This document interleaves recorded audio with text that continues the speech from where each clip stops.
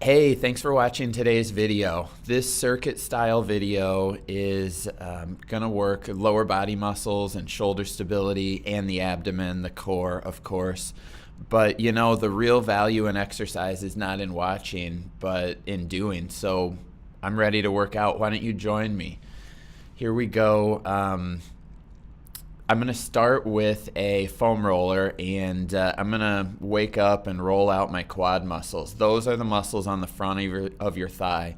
So put the foam roller on the ground and then lie down so that your quad muscle, the front of your thigh, is on the foam. And I only have one thigh, one quad on the foam, not both legs, just one. That puts more of my body weight onto the foam, and it puts more pressure on the quad muscle, which helps relax it. As you roll on the foam, roll 1 inch per second and try to find a tender spot. Roll for a while and you'll find some spots in your leg, most likely, that are more tender than others. When you find a tender spot, stay there. Let the pressure of your body weight loosen that spot up. If you think about how much it hurts and rank it on a scale, the pain will start to subside a bit as you hold on that spot. That's the point of foam rolling, to relax the muscle. So I've been on this side for a while. I'm about ready to switch to the other side, but it's just the same. You can start by your knee, you can start by your hip, you can roll higher or lower based on where you start, but it's all the same idea. Roll 1 inch per second, find a tender spot, and then stay on it for 15 to 20 seconds, maybe 30, maybe 60. If you've got time, stay on it. It's valuable. Your muscles will be more healthy if you roll them and loosen them up. The other reason that we're going to roll these quad muscles is because we're going to use them. We're going to do a couple strength exercises where the quads are really going to have to do some work. So they're going to be woken up, but they're also going to be loosened up so that we can strengthen them later. So I'm about done here on the foam roll, and I'm just going to put that out of the way. And then I'm going to move to a lower body exercise that I call lunge knee-ups. So I've got my left foot flat on the floor. I'm stepping back with my right foot, bending both knees to sink down into a lunge. And then I'm standing, moving my right knee forward, which is my back leg, pause, and then send the leg back into your next rep. The thought is that I'm sinking down as if I was going to kneel. And then right before my knee hits the ground, I change my mind. I stand back up, and I just can't make up my mind. Should I stand up or kneel down? The whole time, my left foot's flat on the ground, and I'm thinking about strengthening my left leg, especially the glute. If you push down on your heel as you stand up, the glute muscle will be more active. So that's the muscle, that's your butt. So use it as you sink down, use it as you stand up. I just did 15 reps and I switched sides. Standing sideways now so you can see what it looks like. Think about the back knee traveling straight down toward the ground. You can see mine almost touches, and then I just change directions and go back up. You can see my front foot, right foot, stays flat on the ground. So I'm thinking about pushing down on my heel to stand up, to be really tall, and to activate my glute muscle on the right side. Then there's a little balance at the top, not in a complete rush to make it back down to go to the next rep, but a little pause, challenge your body to balance. Keep holding, keep breathing naturally. Each of these reps gets its own breath, and that's 15 on each side. Now I'm gonna grab a medium to light exercise band and squeeze my shoulder blades together. So I've got straight arms. I'm allowing the band to pull my hands forward, and as it does that, my shoulder blades move away from each other. Then I'm squeezing my shoulder blades together, and I'm pushing my palms back, keeping my arms straight the whole way. At the end, when your palms are back and your shoulder blades are together, your chest, your collarbone should feel really wide and open. Keep a firm abdomen the whole time. Don't lean back with your body weight, but just use the small muscles between your shoulder blades to stretch the band, and then allow the band to shorten again. Doing about 15 reps here. Keep a firm abdomen. Keep your head right over your feet. Don't lean or rock with your body weight. That just takes the work away from the muscles between your shoulder blades. So that's set, done.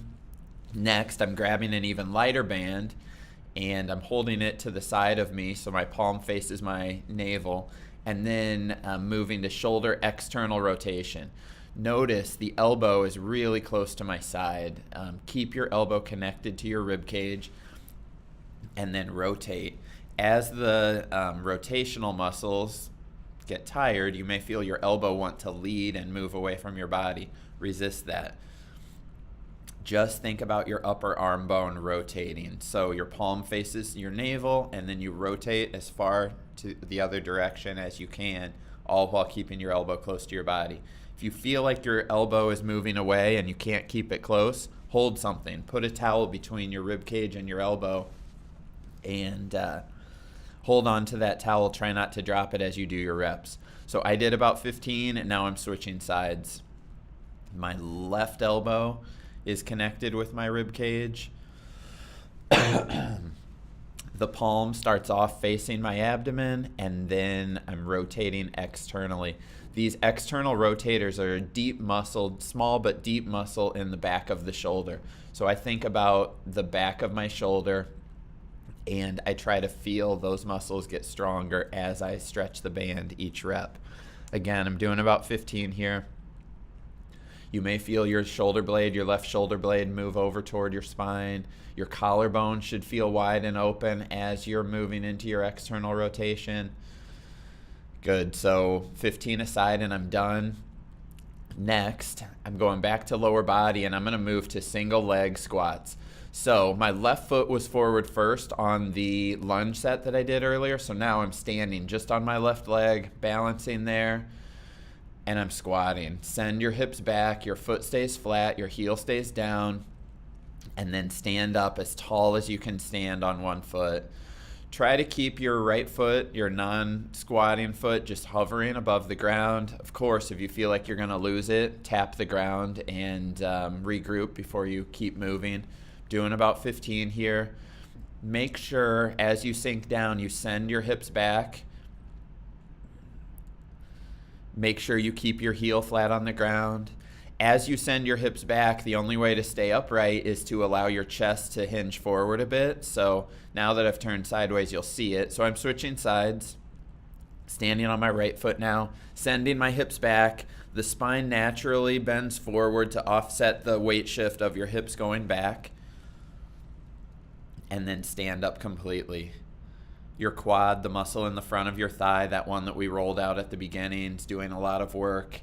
And if you push down on your heel and think about the glute, you can use it a lot as well.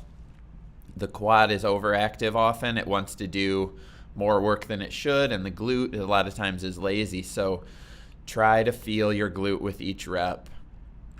Make sure that it's doing some work.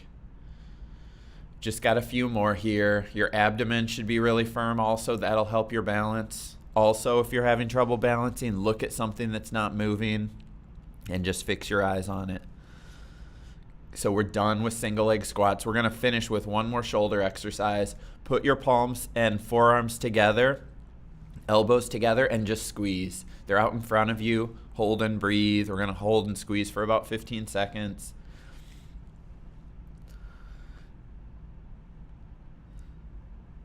Deep, even breaths as you're squeezing, then relax. Shake your arms out. Next, I'm going to put my forearms back together with my pinky fingers together. And again, squeeze for about 15 seconds. Abdomen is firm.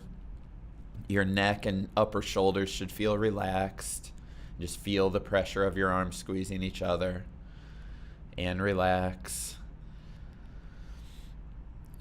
Let your arms rest for a couple breaths. Shake them out. Roll your shoulders. Last one. Forearms, elbows together with your thumbs together. So now your palms are facing out, and you're just squeezing and holding, breathing naturally, feeling your shoulder muscles, your chest muscles, your arm muscles. They're all active.